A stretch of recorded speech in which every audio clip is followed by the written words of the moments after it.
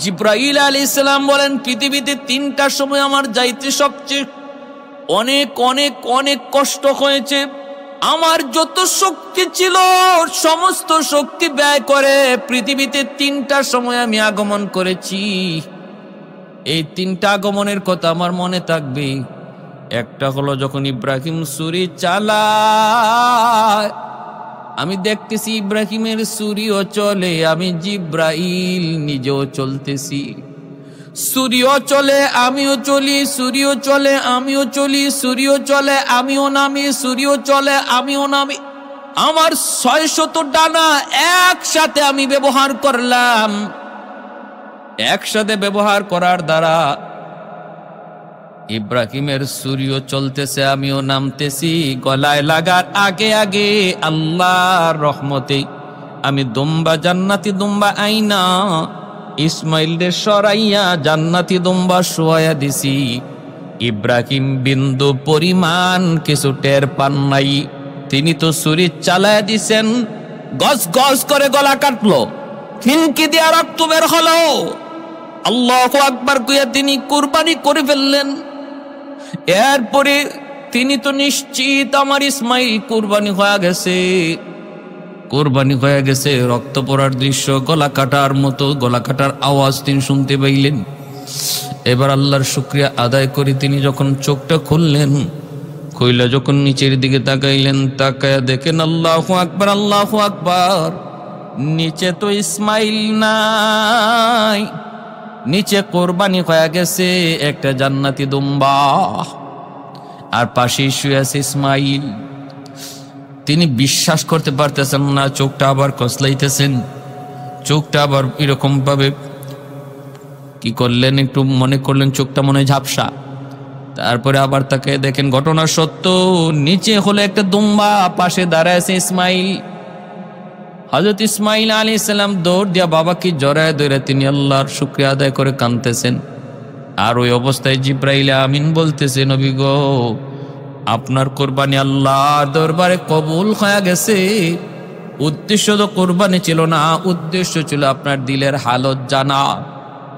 আল্লাহ পাক এই জায়গায় জান্নাতি দুম্বা কোরবানি দিয়ে আপনার কোরবানি আল্লাহ কবুল করে নিছে। যেন ইসমাইলে কোরবানি হয়েছে, আপনি যেমন ইসমাইলকেই কোরবানি দিয়েছেন, বিন্দু পরিমাণে এতে কোনো সন্দেহ নাই। বা সাথে সাথে বাপ বেটা দুজনে 2 রাকাত শুকরিয়ার নামাজ পড়লেন। এজন্যই আমরা ঈদুল আজহার দিন 2 রাকাত শুকরিয়াতান ঈদুল আজহার নামাজ পড়ি।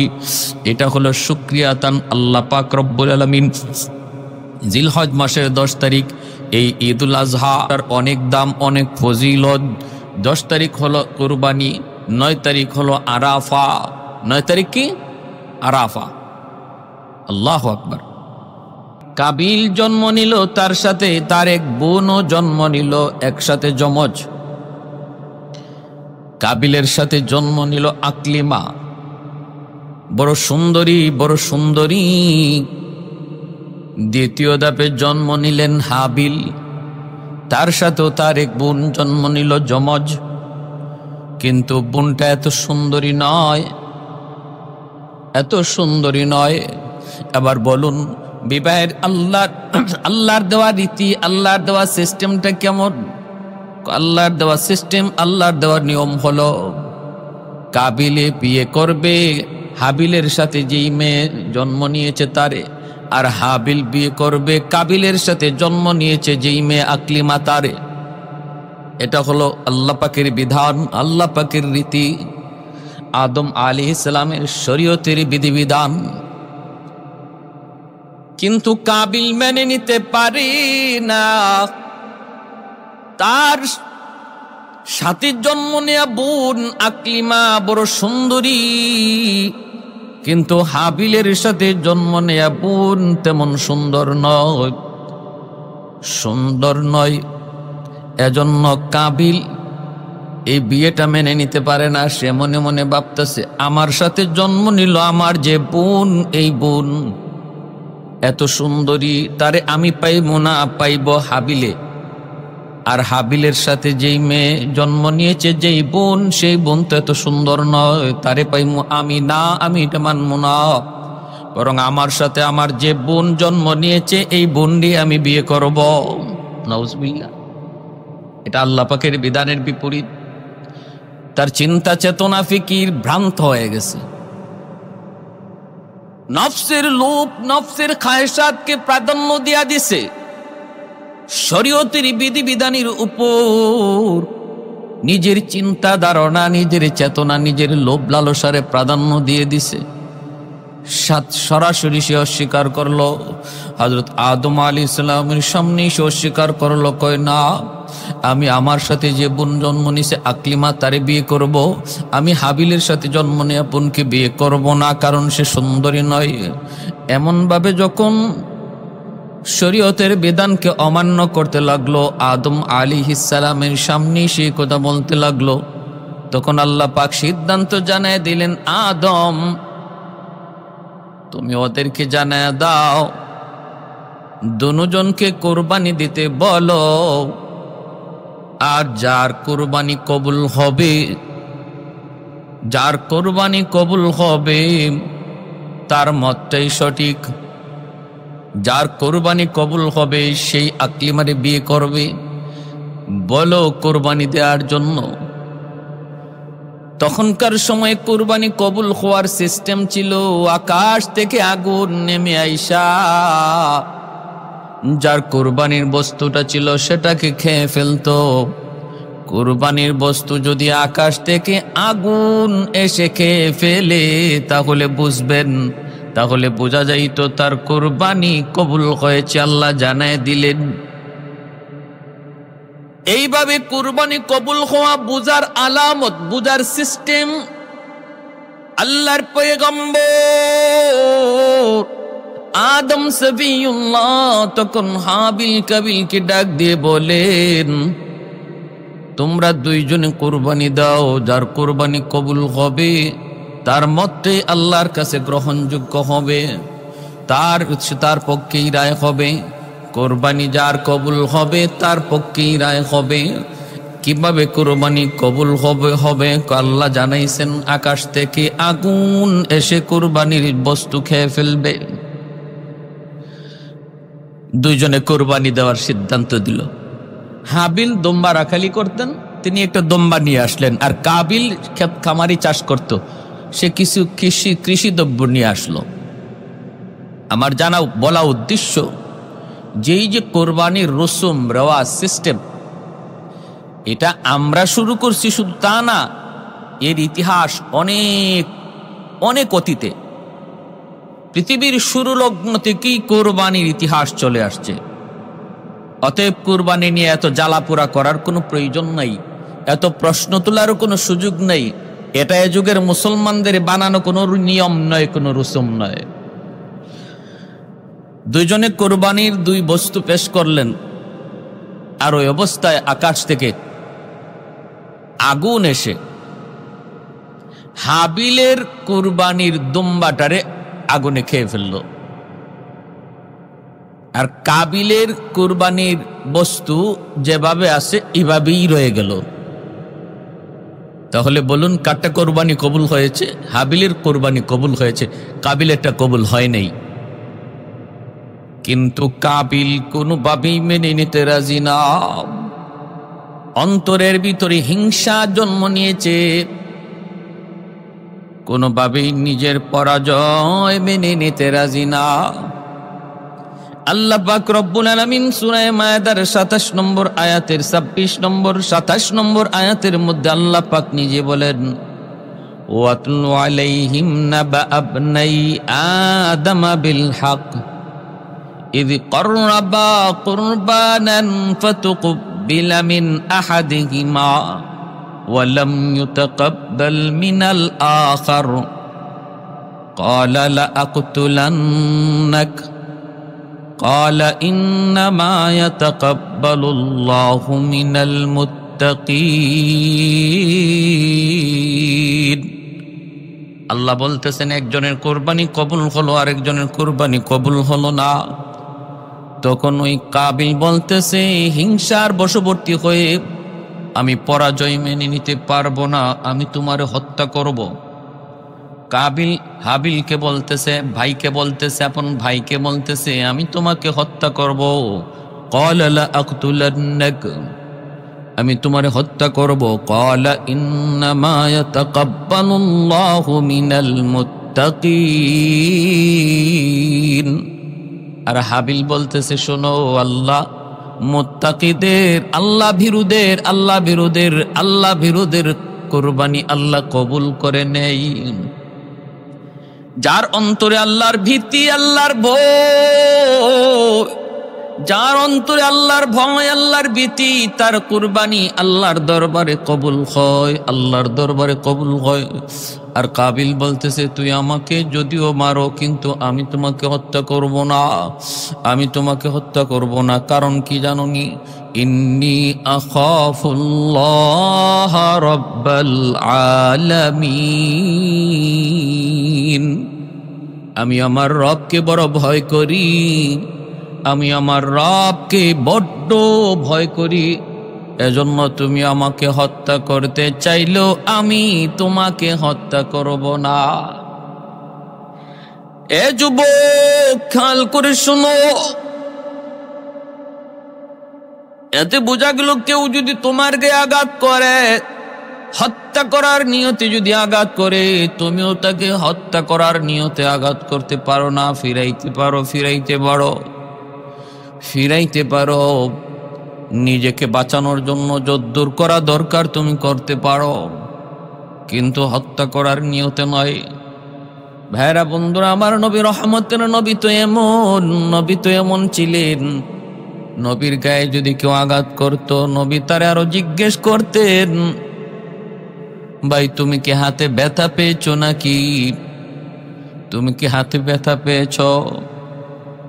আল্লাহ নবী রহমতের নবীর আচরণ তো ছিল খুলুকে আযীম। এর চেয়ে উত্তম আদর্শ আর চরিত্র দুনিয়াতে কাউকে আল্লাহ দেয় নাই। এত সুন্দর আখলাক, এত সুন্দর আদর্শ ছিল আমার আপনার নবী। এজন্য মায়ের নবী রহমতের নবী বলেন, আমাদের আখলাক হবে এমন, খুলুকে আযীম না হলেও খুলুকে কারীম, তা না হলেও খুলুকে হাসান, এর বাইরে যাওয়া যাবে না। হয় যদ্দূর প্রতিভা, যদ্দূর আমাকে মারছে, আঘাত করছে, যদ্দূর আমারে কষ্ট দিছে, আমি তারে অদ্দূর কষ্ট দিব, অথবা আমি তারে মাফ করে দিব। শুধু মাফ করেই দিব তা না, খুলুকে আযীমের অধিকারী যদি হতে হয়, মাফ করার পর তার ভালো, তার কোনো উপকার করার জন্য চেষ্টা করব, তার উপকার করার জন্য চেষ্টা করব। এজন্য হাবিল বলতেছেন, আরে ভাই, আমি তোরে মারবো না, তুই আমারে যতই মারোস, আমারে যদি হত্যা করুস, আমি তোরে হত্যা করবো না, কারণ আমি আল্লাহকে ভয় করি, আমি আমার আল্লাহকে ভয় করি। কাবিল অন্তরে হিংসা নেওয়ার পর এক পর্যায়ে হাবিলকে হত্যাই করে ফেলল। কারণ শয়তান যেমন আদম আলাইহিস সালাম এবং মা হাওয়া আলাইহিস সালামকে জান্নাত থেকে দুনিয়ায় পাঠায় দেয়, সে নিজেও কিন্তু দুনিয়ায় আসে, লানতের তখ্ত নিয়ে দুনিয়ায় আসে। আর আল্লাহ পাক রব্বুল আলামিনের কাছে কিছু পাওয়ার আর শক্তি নিয়ে আসে। মালিক, যেই মানুষের কারণে আজকে আমি লানতের তখ্ত পইরা জাহান্নামী হলাম, এই মানুষ কেমন করে জান্নাতে যায়, আমিও একটা দেখব। আমাকে তুমি কিছু বিশেষ শক্তি দাও। বিশেষ শক্তি, 1 নম্বর, হায়াত দিবা কিয়ামত পর্যন্ত, হায়াত আমার কিয়ামত পর্যন্ত। 2 নম্বর, মানুষের রগরেশার ভিতরে ডুইকা যেন ওয়াসওয়াসা, কুমন্ত্রণা দিতে পারি, সেই শক্তি আর ক্ষমতা তুমি আমাকে দাও। আল্লাহ পাক রব্বুল আলামিন শয়তানের মনের ইচ্ছাগুলা আল্লাহ পূরণ করলেন, দাবিগুলা পূরণ করলেন, আর বলে দিলেন, শুন, ইল্লা ইবাদাকা মিনহুমুল মুখলাসিন, আমার যারা নেককার বান্দা, যারা আমি আল্লাহকে ভয় করে, আমি আল্লাহর ভয় অন্তরে নিয়ে চলে, তুই তাদের কোনো ক্ষতি করতে পারবি না। কয় আমি ডান দিক থেকে আমার ষড়যন্ত্রের জাল বিছাবো, বাম দিক থেকে ষড়যন্ত্রের জাল বিছাবো, সামন দিকে ষড়যন্ত্রের জাল বিছাবো, পিছন দিক থেকে ষড়যন্ত্রের জাল বিছাবো, তোমার বান্দা যাবে কোথায়? যাবে কোথায়? আল্লাহ পাক রব্বুল আলামিন বলে, তুই ডাইনে বামে চতুর্দিকে ষড়যন্ত্রের জাল বিছাবি, আর আমার বান্দা যদি নিচের দিকে তাকায় তাকায় হাঁটে, আমি আল্লাহ উপর থেকে রহমতের কোলে তারে টান দিয়ে নিয়ে নিব। এজন্য আল্লাহ নিচের কথা শয়তানকে বলতে ভুলাইয়া দিছে। হাকিমুল উম্মত থানভী আলাইহি রাহমা বলেন, চলার পথে, হাঁটার পথে ডাইনে বামে তাকানোর প্রয়োজন নাই, খুব দূরেও তাকানোর প্রয়োজন নাই, পিছনেও না, কারণ সর্বদিকে শয়তান ষড়যন্ত্রের জাল বিছানোর কথা বলেছে। কিন্তু আল্লাহ তার রহমতে নিচের কথা ভুলে রাখছেন। এজন্য কোনো মানুষ যখন রাস্তা হাঁটতে যায় নিচের দিকে তাকায় হাঁটে, আল্লাহ ওই মানুষটাকে তার রহমতের কুলে উপর থেকে টেনে নিয়ে যান। প্রতিটা নজরে নজরে যেখানে ছিল শয়তানের তীর, বিষাক্ত তীর, এর থেকে আল্লাহ তার হেফাজত করলেন। মা মিন মুসলিমিন ইয়ানজুরু ইলা মাহাসিনি ইমরাতিন আউওয়ালা মাররা সুম্মা ইয়াগুদ্দু বাসরা ইল্লা আহদাসাল্লাহু লাহু ইবাদাতান ইয়াজিদু হালাওয়াতাহা। মায়ার নবী বলেন, কোন একজন সুন্দরী বেগানা নারীর দিকে কোন যুবক নজর পড়া মাত্রই যদি নজরটা সরায় নেয়, আর কোনো নজর না দেয়, আল্লাহর ভয়ে, কার ভয়ে? আল্লাহর ভয়ে, আল্লাহ পাক রব্বুল আলামিন তখন তার ইমানের মধ্যে নূর পয়দা করেন, ইমানের মধ্যে নূর পয়দা করেন, হালাওয়াতে ইমান তারে দান করেন। এজন্য ভাইরা বন্ধুরা, একটু মনোযোগ দিয়ে খেয়াল করে শুনুন। হযরত আদম আলাইহিস সালাম ওনার সন্তান কাবিল হাবিলকে হত্যা করে ফেলবো, খুন করে ফেললো, এবং এটাই হলো পৃথিবীর ইতিহাসে সর্বপ্রথম খুন, সর্বপ্রথম হত্যা। পৃথিবীতে হত্যা চালু করার, হত্যার বিধান, হত্যার সিস্টেমটাও চালু করলো কাবিল। পৃথিবীতে খুনের সিস্টেমটাও চালু হলো কাবিলের দ্বারা, কাবিলের দ্বারা। এজন্য তাফসীরের কিতাবের ভিতরে লিখেন, পৃথিবীতে এরপরে যত খুন হবে, যত খুন হবে, সমস্ত খুনের একটা গুনার একটা অংশ কাবিলের আমলনামায় জমা হবে, কাবিলের আমলনামায় জমা হবে।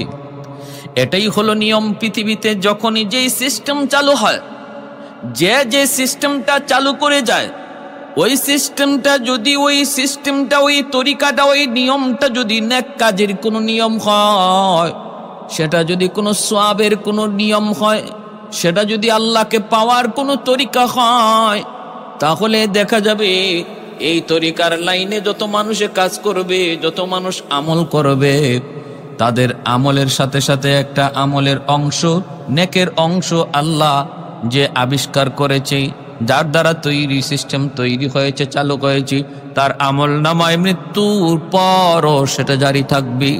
একজন মানুষ যদি একটা ধর্মীয় বই লিখে যায়, এই বইটা দুনিয়াতে যতদিন থাকবে, যত মানুষ এই ধর্মীয় বইটা পড়বে এবং আমলকে সুন্দর করার চেষ্টা করবে, তার বই পড়ার কারণে যেহেতু তার আমলের আগ্রহ বেড়েছে আর আমল করেছে, লেখককে আল্লাহ পাক রব্বুল আলামিন ওই আমলকারীর আমলের একটা অংশ আল্লাহ ওই লেখকের আমল নামায় দান করবে।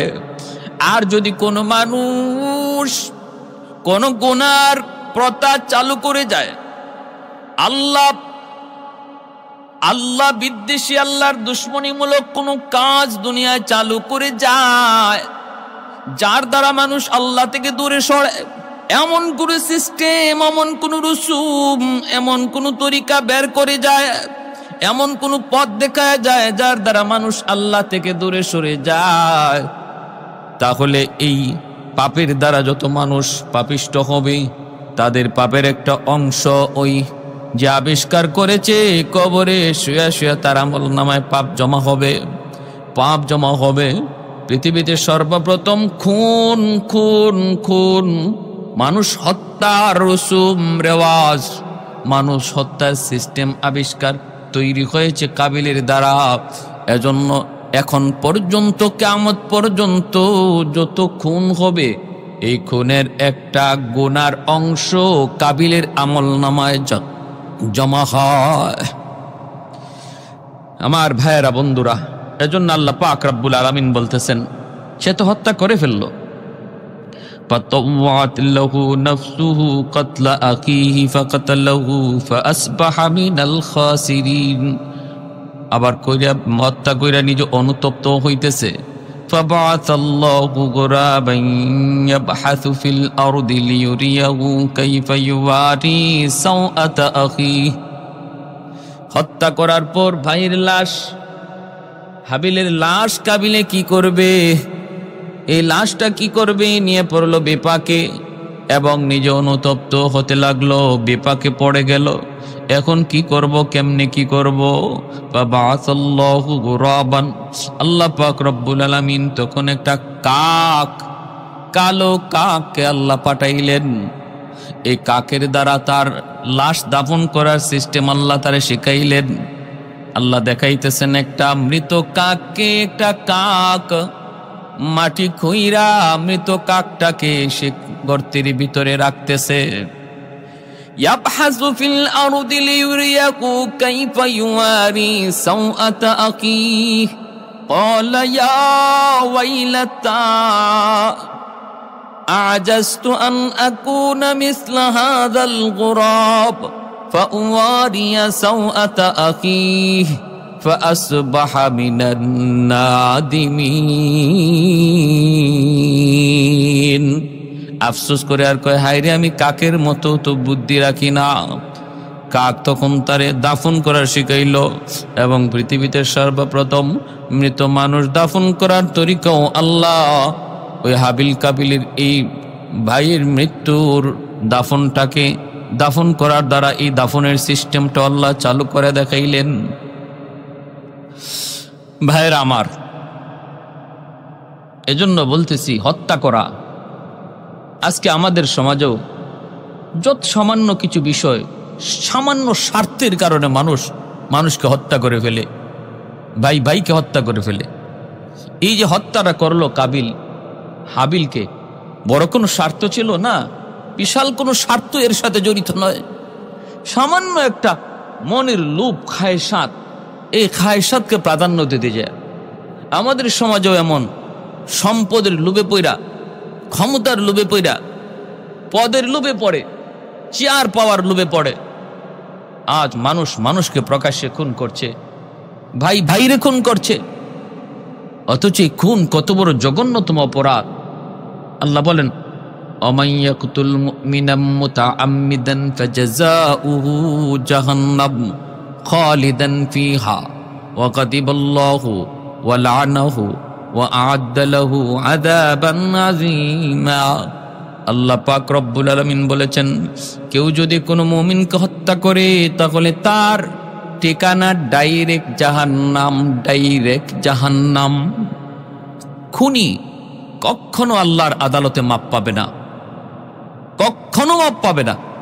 শুধু ডাইরেক্ট জাহান্নাম না, আল্লাহ বলেন খালিদান ফিহা। তোমরা মনে করেছো খুনি জাহান্নামে যাওয়ার পর সে আবার কিছুদিন জাহান্নামে শাস্তি বুক কইরা সুদ ঘুষখোরের মতো একসময় বেরিয়ে আসবে?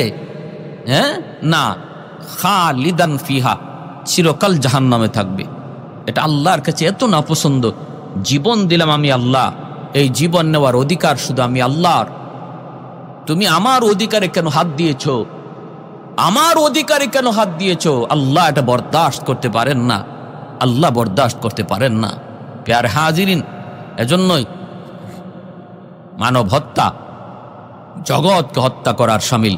আল্লাহ নবী বলেন, একজন মানুষকে হত্যা করা হলে মনে করবা গোটা মানব জাতি হত্যা হয়ে গেছে। কান্নামা কাতালান নাফসা জামিয়া। এজন্য খুনের মতো জঘন্যতম অপরাধ থেকে বেঁচে থাকবো। খুনের মতো জঘন্যতম অপরাধ, এই অপরাধের কোনো রেহাই নাই, আল্লাহর কাছে এর কোনো নাজাত নাই। এই যে কোরবানির রসুমটা, এই রসুমটা এসেছে হযরত ইব্রাহিম আলাইহিস সালাম পর্যন্ত। আমাদের জাতির পিতা হযরত ইব্রাহিম আলাইহিস সালাম পর্যন্ত কোরবানির কবুল হওয়ার তরিকা ছিল আকাশ থেকে আগুন আইসা এই বস্তুটারে জ্বালায় দিত। এটাই ছিল কোরবানি করার তরিকা এবং কোরবানি কবুল হওয়ার নিয়ম। কিন্তু ইব্রাহিম আলাইহিস সালামের পর থেকে আল্লাহ কোরবানির সিস্টেম চালু রাখছেন, কিন্তু বাট তরিকা বদলায় দিছেন, তরিকা বদলায় দিছেন। কিভাবে? ইব্রাহিম খলিলুল্লাহ, তিনি হলেন আল্লাহর বন্ধু, উপাধি পাইলেন খলিল। খলিল শব্দের অর্থ হলো বন্ধু। ফেরেশতারা কয়, আল্লাহ আমরা মানুষ হইয়া তোমার বন্ধু হতে পারি না, আর আমরা ফেরেশতা হইয়া তোমার বন্ধু হতে পারলাম না, একটা মানুষ তোমার খলিল হয়ে গেল, বন্ধু হয়ে গেল, এটা কেমন করে? আমাদের বুঝে আসে না। আল্লাহ পাক রব্বুল আলামিন বলেন, বুঝে আসে না? আমার খলিল আমার কতটা প্রিয়, আমার খলিল আমার কতটা ভক্ত, আমার খলিল আমার কতটা পাগল, তোমাদের যদি বুঝে না আসে তাহলে একটু পরীক্ষা করো। একজন ফেরেশতা মানুষের পেশ ধরে ইব্রাহিম খলিলুল্লাহর কাছে আসলেন। ইব্রাহিম খলিল তিনি মরুভূমিতে ছাগল চড়াইতেছেন। ছাগল ফেরেশতা মানুষের বেশ ধরে পাশ দিয়া যান, আর তিনি আল্লাহর নামের জিকির করেন, সুবহানা দিল মুলকি ওয়াল মালাকুত যাল ইজ্জতি ওয়াল আজমতি ওয়াল কিবরিয়াই ওয়াল জাবারুত। এই জিকিরের আওয়াজটা শোনা মাত্রই ইব্রাহিম খলিলের অন্তরের মধ্যে ইশকের আগুন জ্বলে উঠল, কারণ তিনি তো ওই নামের পাগল। এই নামটা কে যেন নিতেছে, যেই নামের পাগল ইব্রাহিম, ওই নাম কে যেন নিয়ে যাচ্ছে, কে যেন এই নামটা জপতেছে। ইব্রাহিম খলিল লোকটার পিছনে পিছনে যায় দৌড় দিলেন। কে গো ভাই, তুমি কে? কি তোমার পরিচয়?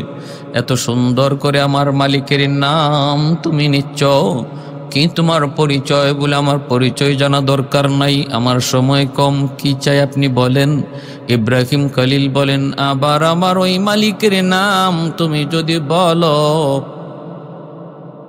আমি এই যে তোমারে কদম জড়ায় ধরলাম, আরেকটা বার তুমি আমাকে আমার মাশুকের নাম তুমি শোনাও।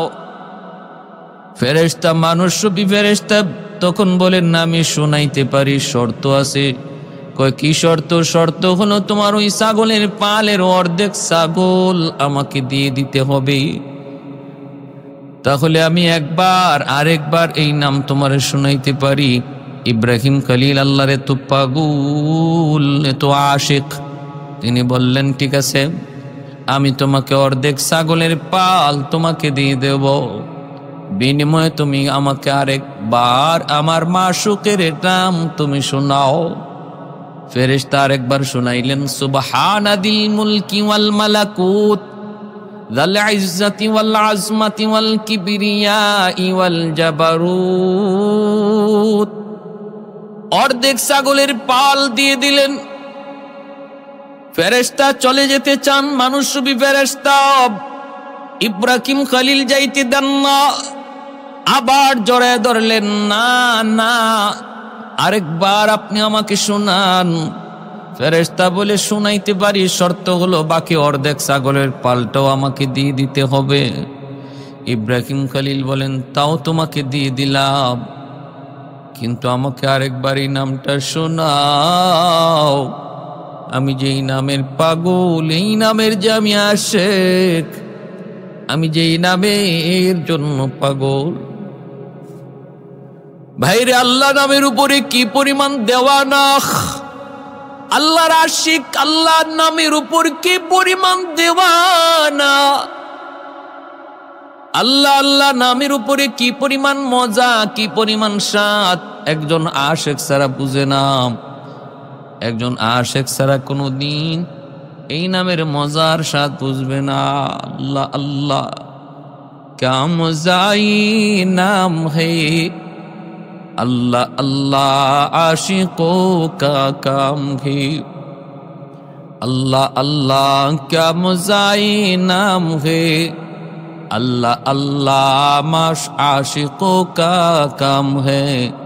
अल्लाह अल्लाह मुमिनों का काम है। अहदुन लैसा कमिस्ली समदुन लैसा कफदली लिमनिल मुल्कु तुगु ईतु सजावार खुदाई। আল্লাহর পয়গম্বর বলে আমি অর্ধেক ছাগল বাকি অর্ধেকটাও দিয়া দিব, বিনিময়ে আরেকবার আমার মাশউকের নাম তুমি শোনাও। ফেরেশতা আবার তার নাম শুনাইলেন। বাকি অর্ধেক ছাগলের পাল তিনি দিয়ে দিলেন। এরপরে দেখা যায় ফেরেশতা চলে যেতে চান, কিন্তু ইব্রাহিম খলিল তিনি তো যাইতে দেন না, আবার যা আটকায় দিলেন আর বলতেছেন আমাকে আরেকবার শোনাও, আরেকবার আমার মাশূকের নাম শোনাও। ফেরেশতা বলে এখন তুমি কি দিবা? কিছুই তো নাই, দিবা কি? আমি তো বতলা ছাড়া নাম বলি না, আমি তো কোনো বিনিময় ছাড়াই নাম শোনাই না, এখন কি দিবা, এখন কি দিবা? আল্লাহর খলিল তখন কান্দেন, চোখের পানি মুছেন আর বলেন রে ভাই, তুমি যদি আরেকবার আমাকে আমার মাশূকের নাম শোনাও, আমি সারা জীবনের জন্য তোমার গোলাম হয়ে যাব। আহাদুল লাইসা কামিসলি সামাদুন লাইসা কাফাদলি লিমানিল মুলকু তুগুই তু সাজাওয়ার খুদাই তু খুদাওয়ান্দে ইয়ামিনি তু খুদাওয়ান্দে ইয়াসারি তু খুদাওয়ান্দে জমিনি তু খুদাওয়ান্দে সামাই তু রহিমি তু করিমি তু সামিঈ তু বসিরি তু মুইজ্জি তু মুযিল্লি তু মালিকিল আরশি বজাই বরি আজ খুরদন ও খুফতন বরি আজ তুহমতি মরদন বরি আজ বিমু বরি আজ বিমু উমিদি বরি আজ রঞ্জ বালাই। আল্লাহ রাব্বুল আলামিন বলতেছেন আমার খলিল আমার কতটা উপযুক্ত আমার বন্ধু হওয়ার একটু পরীক্ষা করো। যখনই আল্লাহর খলিল বললেন আরেকবার যদি আমার মাশূকের নাম শোনাও, তাহলে আমি সারা জীবনের জন্য তোমার গোলাম হয়ে যাব। সাথে সাথে মানুষ ফেরেশতা কয়ে গো আল্লাহর বন্ধু, আল্লাহর খলিল, আমি মানুষ নই, আমি নূরের তৈরি ফেরেশতা, আমি এসেছিলাম আপনাকে একটু পরীক্ষা করার জন্য। কোন যোগ্যতার বলে আপনি আল্লাহর খলিল? একটু পরীক্ষা নেওয়ার জন্য আমি এসেছিলাম। আমার পরীক্ষা আপনি 100 পাস করেছেন, 100 পাস। অতএব আপনি যে আল্লাহর খলিল, আল্লাহ যে আপনার খলিল বানাইছে, বন্ধু বানাইছে, সেটা 100 যথাযথ। যে মানুষ একবার আল্লাহ নাম শোনার জন্য জীবনের জন্য গোলাম হয়ে যেতে চায়, গোলামের জিন্দেগি গ্রহণ করতে চায় শুধু একবার আল্লাহ নাম শোনার জন্য, সে যে আল্লাহর কতটা পাগল, কতটা দেওয়ানা বুঝতে আর বাকি নাই। এরপর আল্লাহ পাক কয় বন্ধু খলিল ইব্রাহিম, আমি আল্লাহর সাথে বন্ধুত্ব করবা, দোস্তি করবা, নজরানা দেয়া লাগবে। এরপর আল্লাহ পাক একের পর এক নজরানা নিতেছেন। সন্তান জন্ম হয় না, বৃদ্ধ বয়সে আল্লাহ তারে সন্তান দিলেন, নাম হযরত ইসমাঈল আলাইহিস সালাম। ভাইরা বন্ধুরা, সন্তান জন্মের পরপরই আল্লাহ পাক রব্বুল আলামিন কয় ইব্রাহিম, সন্তান ইসমাইলের মায়া বেশি না আমি আল্লাহর মায়া তোমার কাছে বেশি? মোহাব্বত ইসমাইলের বেশি না আমি আল্লাহর বেশি? কয় আল্লাহ তোমার, কয় প্রমাণ চাই, প্রমাণ। কয় মালিক তুমি কি প্রমাণ চাও? আল্লাহ বলে বনবাস দিয়ে দাও। যে সন্তান এত কান্নাকাটি কইরা আমি আল্লাহর কাছ থেকে তুমি পাইছো, যদি সন্তানের চেয়ে মোহাব্বত আমি আল্লাহর বেশি হয়, তাহলে নজরানা চাই, দলিল চাই, প্রমাণ। খলিল বলে মালিক কেমনে? কয় সন্তান আর মাকে বনবাস দাও। এ ভাই, সেই ফিলিস্তিন থেকে মক্কার জমিন, ওই মক্কার জমিন পর্যন্ত চলে আসলেন। এখন যেখানে আল্লাহর ঘর বাইতুল্লাহ, আল্লাহর ঘর খানায় কাবা, এই জায়গায় আসলেন। জিব্রাইল আমিন সাথে ছিলেন, জিব্রাইল আমিন সাথে ছিলেন। এখানে আসার পর জিব্রাইল বলতেছে, ওগো আল্লাহর পয়গম্বর, এই সেই জায়গা যেখানে আপনি আপনার সন্তান আর আপনার বিবি হাজেরাকে এখানে রেখে যাবেন, এই সেই জায়গা। আল্লাহর খলিল দুধের শিশু ইসমাইল আর মাকে ওই মক্কার প্রান্তরে বাইতুল্লাহ না বাইতুল্লাহর ওই জায়গায় সাফা মারওয়া পাহাড়ের কাছেই তিনি এখানে সন্তানকে রাখলেন। সন্তানকে আর সন্তানের মাকে রেখে আল্লাহর খলিল তিনি চলে যাইতেছেন।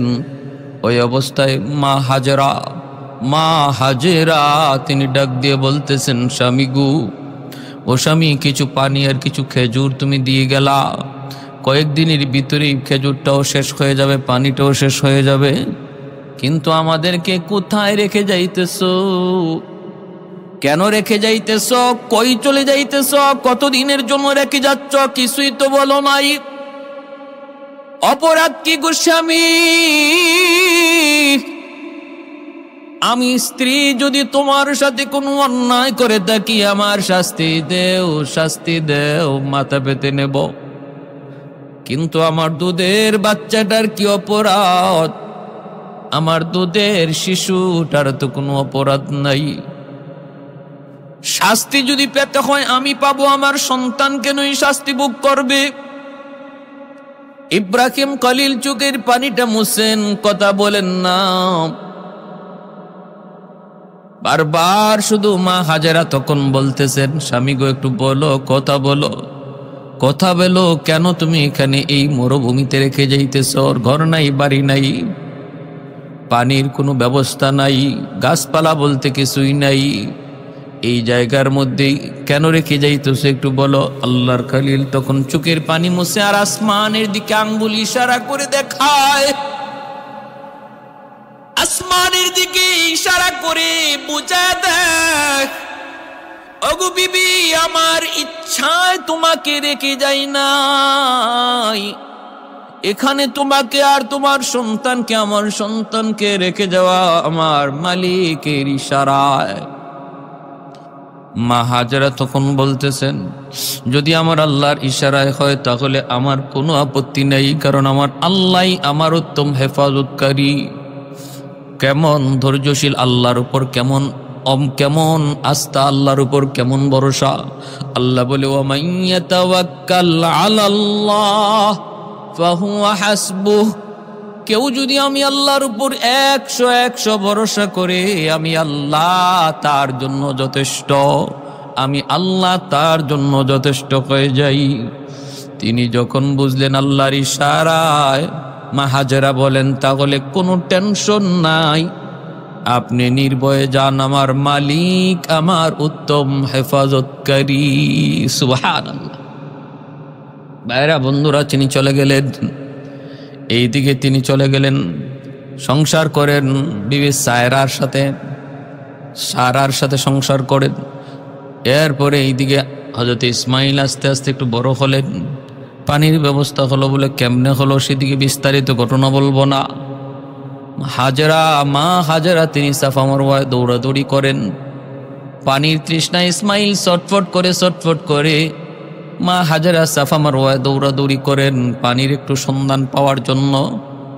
একজন মা যখন নিজের চোখে দেখে সন্তান পানির তৃষ্ণায় ছটফট করতেছে, মারা যাবে, ওই অবস্থায় মায়ের দিলের হালত দুনিয়ার কেউ বুঝবে না, বুঝবে শুধু ওই মা। এজন্য মা হাজেরা তিনি ওই সন্তানে পিপাসিত ওই চোখ, পিপাসিত ওই ঠোঁট তিনি তো দেখতেছেন। এক ফোঁটা পানির জন্য সাফা মারওয়ায় দৌড়ান, উঁচু জায়গায় উঠেন, নিচা জায়গায় নামেন, কোথাও কোনো পানির ব্যবস্থা আছে কিনা একটু দেখার জন্য। ভাইরা বন্ধুরা, কিন্তু না, এরকম পাগল পারা হয়ে 7 বার তিনি দৌড়াইলেন। আল্লাহ পাকের কাছে দৌড়টা এত ভালো লাগলো। হজের মৌসুম চলছে, হজের হাজিগণ আল্লাহর ঘর দেখার জন্য রওনা দিয়েছেন। এ ভাই, এই হজের পুরা আমলগুলি, রুকুনগুলি আমাদের দুইজন পিতার স্মৃতি এর মধ্যে বেশি জড়িত। একজন আদি পিতা আদম, আরেকজন হলো জাতির পিতা ইব্রাহিম আলাইহিস সালাম।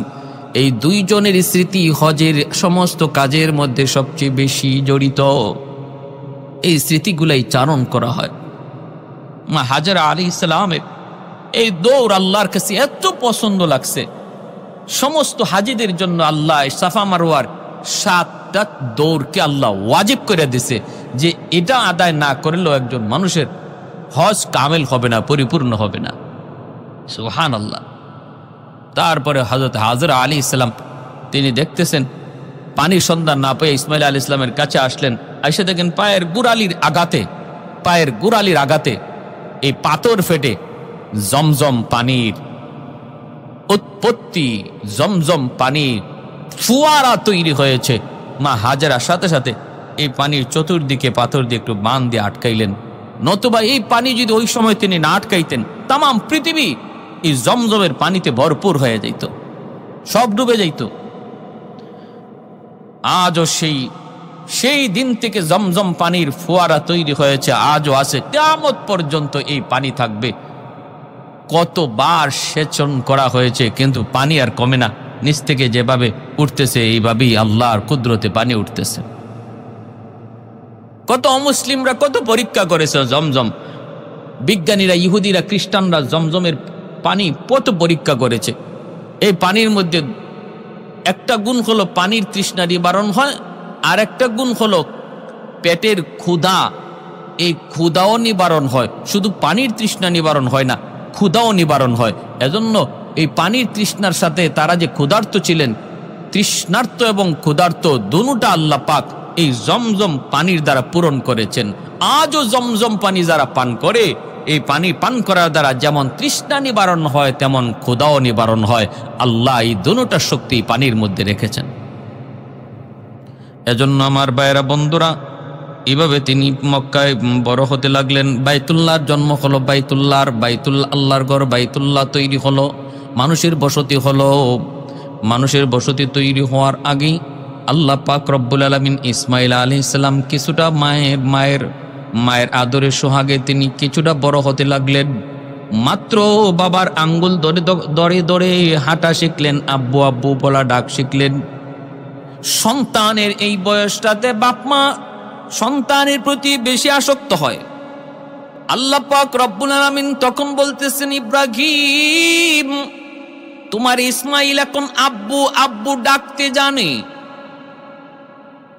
অতএব এই বয়সে সন্তানের প্রতি বাবার দরদ বেশি হয়। আমি আল্লাহ দেখতে চাই এই দরদটা তোমার অন্তরে বেশি নাকি আমি আল্লাহর দরদ। স্বপ্ন যুগে আল্লাহ দেখাইতেছেন, ইব্রাহিম কোরবানি করো। ইব্রাহিম আলাইহিস সালাম স্বপ্ন যুগে দেখেন কোরবানি করার নির্দেশ, ঘুম থেকে ওঠা 200টা উট কোরবানি করলেন। আবার স্বপ্নে দেখেন ইব্রাহিম কোরবানি করো, আবারও তিনি 200টা উট কোরবানি করলেন। আবার দেখেন কোরবানি করো। ও ইব্রাহিম, তোমার কাছে সবচেয়ে প্রিয় বস্তুটা কোরবানি করো।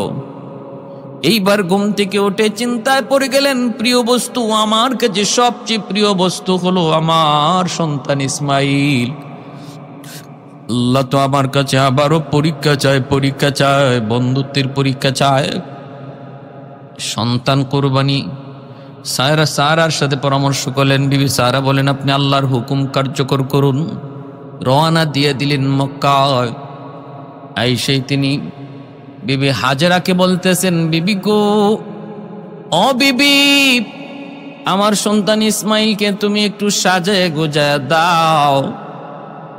এক জায়গায় বেড়াইতে যাব, মেহমানদারি করতে যাব। হাজেরা তিনি সাজায় গুজায়া বাবার সাথে দিয়ে দিলেন। মা হাজেরা তিনিও খুব খুশি, আমার সন্তানকে আমার স্বামী এত আদর করতেছেন, এত মায়া বরে ডাইকে তিনি কোথাও নিয়ে যাবেন মেহমানদারিতে, বেড়াইতে।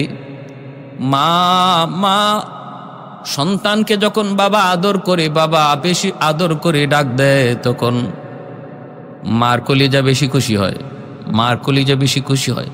বাবা যখন সন্তানকে বেশি আদর করে, তখন মার কলিজা বেশি খুশি হয়।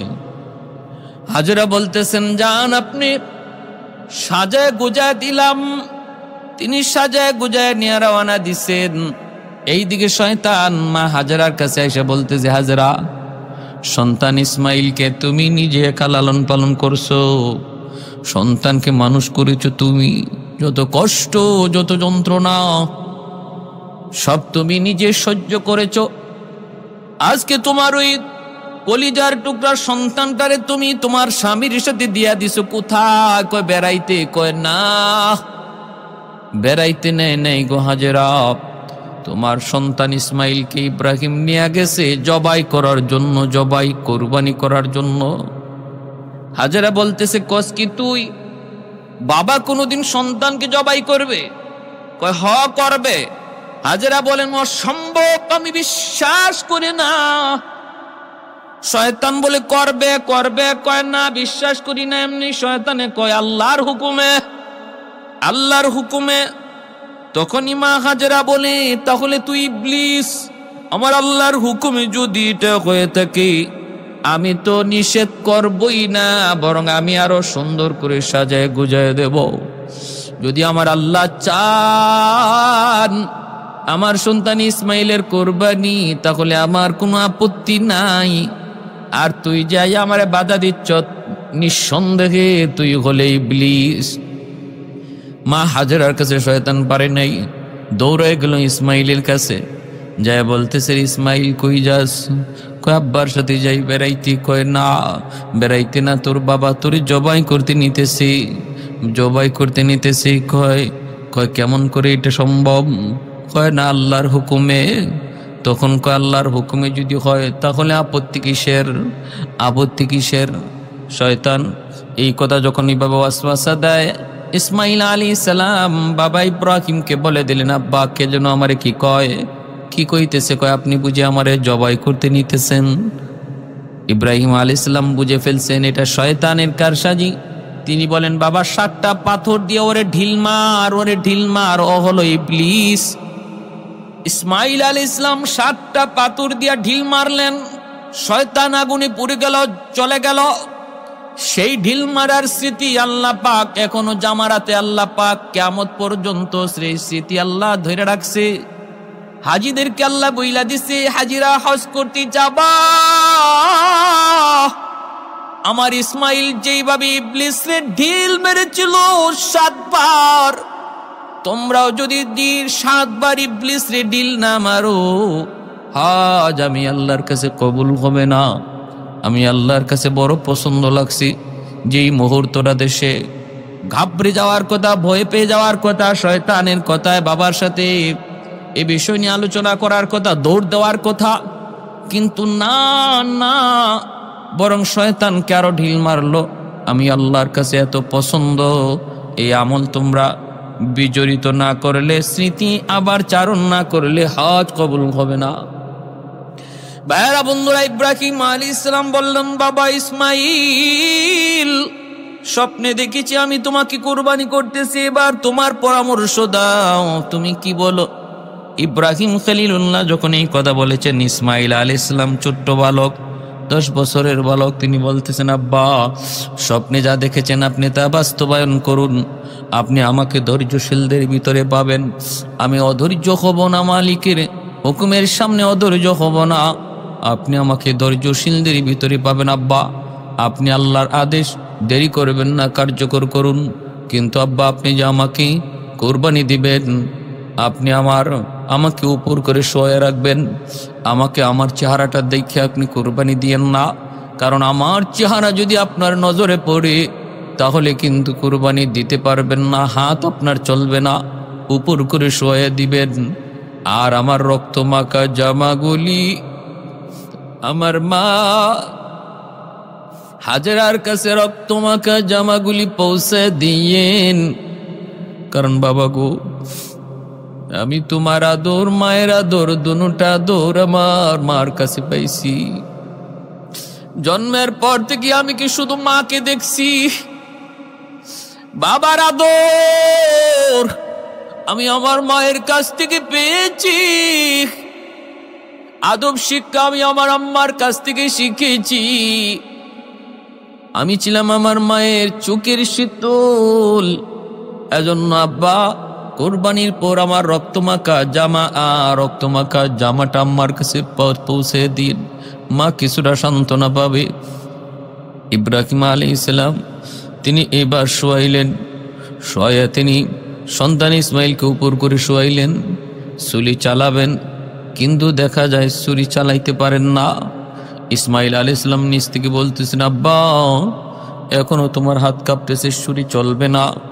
বাবা তুমি তোমার চোখটাও বেঁধে ফেলো, কারণ তুমি তোমার নিজের চোখে সন্তানের কুরবানির দৃশ্য দেখলে কুরবানি হবে না, করতে পারবা না, নিজের চোখটাও বেঁধে ফেলো। ইব্রাহিম আলাইহিস সালামকে ইসমাইল এই পরামর্শ দিলেন। ইব্রাহিম আলাইহিস সালাম নিজের চোখটাও তিনি বেঁধে ফেললেন। তারপরে ছুরি চালাইতে শুরু করলেন। ভাইরা বন্ধুরা, ছুরি চালাইতে শুরু করলেন। আল্লাহ পাক রব্বুল আলামিন উপর থেকে দেখতেছেন, আল্লাহ পাক ফেরেশতারা দেখতেছেন আর বলতেছেন, মালিক তুমি এই কি প্রেমের খেলা শুরু করেছো, তুমি আজকের কি খেলা শুরু করেছো, এই তোমার কুদরতের কেমন খেলা।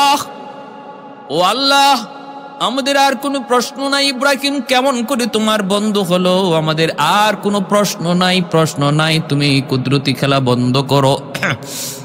আল্লাহ তুমি বন্ধ করো। রব্বুল আলামিন বলতেছেন, একটু দেখ না কই যায়, কোথায় পর্যন্ত যায় পৌঁছে আমার ইব্রাহিম ইসমাইল। যখন ছুরি চালায় দিলেন, নিঃসন্দেহে এইবার ছুরি চালাইলেন। আল্লাহ পাক রব্বুল আলামিন সাথে সাথে জিব্রাইলকে বলেন, জিব্রাইল আমার ইব্রাহিম ছুরি চালায় দিছে, এই যে ছুরি যাইতেছে ইসমাইলের গলায় লাগবে। এর জিব্রাইল ওই ছুরি ইসমাইলের গলায় যাওয়ার আগে আগে তুমি জান্নাতি দুম্বা ইব্রাহিমের ছুরির নিচে শোয়া দাও আর আমার ইসমাইলকে সরায় দাও। জিব্রাইল আলাইহিস সালাম বলেন, পৃথিবীতে 3টা সময় আমার যাইতে সবচেয়ে অনেক অনেক অনেক কষ্ট হয়েছে। আমার যত শক্তি ছিল সমস্ত শক্তি ব্যয় করে পৃথিবীতে 3টা সময় আমি আগমন করেছি। এই 3টা আগমনের কথা আমার মনে থাকবে। একটা হলো যখন ইব্রাহিম ছুরি চালায়, আমি দেখতেছি ইব্রাহিমের ছুরিও চলে, আমি জিব্রাইল নিজেও চলতেছি। ছুরিও চলে আমিও চলি, ছুরিও চলে আমিও চলি, ছুরিও চলে আমিও নামি, ছুরিও চলে আমিও নামি। আমার 600 ডানা একসাথে আমি ব্যবহার করলাম। একসাথে ব্যবহার করার দ্বারা ইব্রাহিমের ছুরিও চলতেছে আমিও নামতেছি। গলায় লাগার আগে আগে আল্লাহর রহমতে আমি দুম্বা জান্নাতি দুম্বা আইনা ইসমাইলের সরাইয়া জান্নাতি দুম্বা শোয়া দিছি। ইব্রাহিম বিন্দু পরিমাণ কিছু টের পান নাই। তিনি তো ছুরি চালায়া দিছেন, গজ গজ করে গলা কাটলো, ফিনকি দিয়া রক্ত বের হলো। আল্লাহু আকবার কইয়া তিনি কুরবানি করে ফেললেন। এরপরে তিনি তো নিশ্চিত আমার ইসমাইল কুরবানি হয়ে গেছে, কুরবানি হয়ে গেছে। রক্ত পড়ার দৃশ্য, গলা কাটার মতো গলা কাটার আওয়াজ তিনি শুনতে পাইলেন।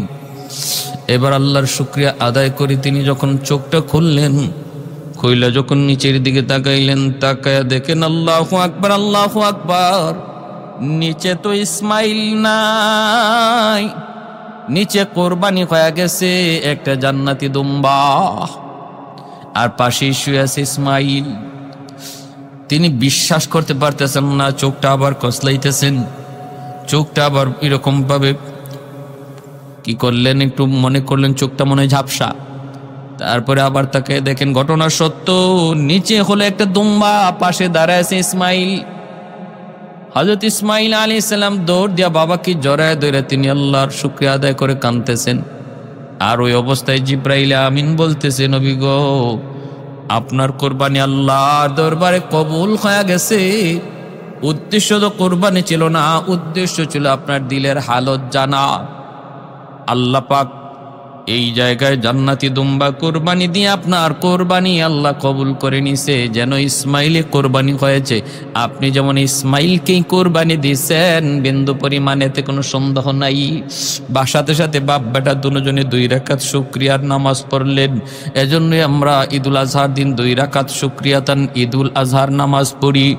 এটা হলো শুকরিয়াতান আল্লাহ পাক রব্বুল আলামিন জিলহজ মাসের 10 তারিখ এই ঈদুল আজহার অনেক দাম, অনেক ফজিলত। 10 তারিখ হলো কুরবানি, 9 তারিখ হলো আরাফা। 9 তারিখ কি? আরাফা। আল্লাহু আকবার। এই জিলহজ মাসের 1 তারিখ থেকে নিয়ে 10 তারিখ পর্যন্ত আল্লাহর কাছে খুব দামি এই 10টা দিন। ওয়াল ফজরি ওয়া লায়ালিন আশর ওয়াশ শাফঈ ওয়াল ওয়াতর, ওয়াল ফজরি ওয়া লায়ালিন আশর, ওই যে 10টা রাতের কসম আল্লাহ সূরা ফজরে খেলেন। মুফাসসিরিন কেরাম বলছেন এই 10টা রাত হলো এই জিলহজ মাসের এই 10 দিনের 10 রাত। কেউ যদি এই 10 রাতে ইবাদত করে সে সবে কদরের সমান সওয়াব পাবে। জিলহজ মাস ঢোকা মাত্রই আমাদের কিছু আমল আছে সুন্নত। 1 নাম্বার হলো যে জিলহজ মাস ঢোকার আগে আগেই আমাদের শরীরের অতিরিক্ত পশম, নখ, চুল, অতিরিক্ত পশম পরিষ্কার করে নিব। জিলহজ মাস ঢোকা মাত্রই নখ না কাটা, চুল না কাটা, অতিরিক্ত পশম না কাটা, এগুলা হলো সুন্নত। কেন? কারণ এই জিলহজ মাসের 1 তারিখ থেকে নিয়ে 10 তারিখের এই 10 দিন পরে 10 তারিখে কোরবানির যে এক প্রেমের লীলা খেলা, এশকের এক লীলা খেলা, আশিকার মাশুকের যে এক অগ্নি পরীক্ষা, ওই অগ্নি পরীক্ষার স্মরণ 1 তারিখ থেকে করা হচ্ছে। একজন আশিক যখন সে তার এশকের আগুন, একজন আশিক যখন তার মাশুকের জন্য এতটাই দেওয়ানা হয়ে যায়, নিজেকে পর্যন্ত হারায় যায়, নিজেকে চেনে না, তখন তার চুল কাটার কথা আর কখন ইয়াদ থাকবে, মুছ কাটার কথা কখন ইয়াদ থাকবে। একজন সত্যিকারের আশিক তার মাথার চুলের খবর থাকে না, একজন সত্যিকারের আশিকের তার নখের খবর থাকে না, একজন সত্যিকারের আশিক অতিরিক্ত পশমের কোনো খবর থাকে না, সে তো একজনের পাগল। আল্লাহ পাক রব্বুল আলামিন ওই কুরবানির মধ্যে ইব্রাহিম আলাইহিস সালাম যে কি পরিমাণ আল্লাহর আশিক ছিলেন, যে ইশকের কারণে সন্তান, কলিজার টুকরা সন্তানকে আল্লাহর মহব্বতের সামনে কোরবানি দিয়ে দিচ্ছেন, সেই কথা স্মরণ করার জন্য একজন আশিকের নমুনা হওয়া জিলহজ মাস ঢোকা মাত্র, এটা মায়ার নবীর বহুত বড় এক সুন্নত। এজন্য জিলহজ মাস ঢোকা মাত্রই নখ কাটা, চুল কাটা, অতিরিক্ত পশম কাটা থেকে বিরত থাকা, এটা নবীর এক সুন্নত। আর 9 তারিখে রোজা রাখা, 9 তারিখে কেউ যদি রোজা রাখে, অর্থাৎ আরাফার দিন, এই তো আর কয়েকদিন, আগামীকাল থেকে জিলহজ মাস ঢুকতেছে, 9 তারিখে যদি কেউ আমরা রোজা রাখি, তাহলে আল্লাহর নবী রহমতের নবী বলেন তার 1 বছরের পিছনের গুনাহ মাফ, সামনের 1 বছরের গুনাহ আল্লাহ তার মাফ করে দেন। সুবহানাল্লাহ। প্যারে হাজিরিন, আল্লাহ পাক আমাদের সবাইকে এই আমলগুলা করার তৌফিক দান করুন।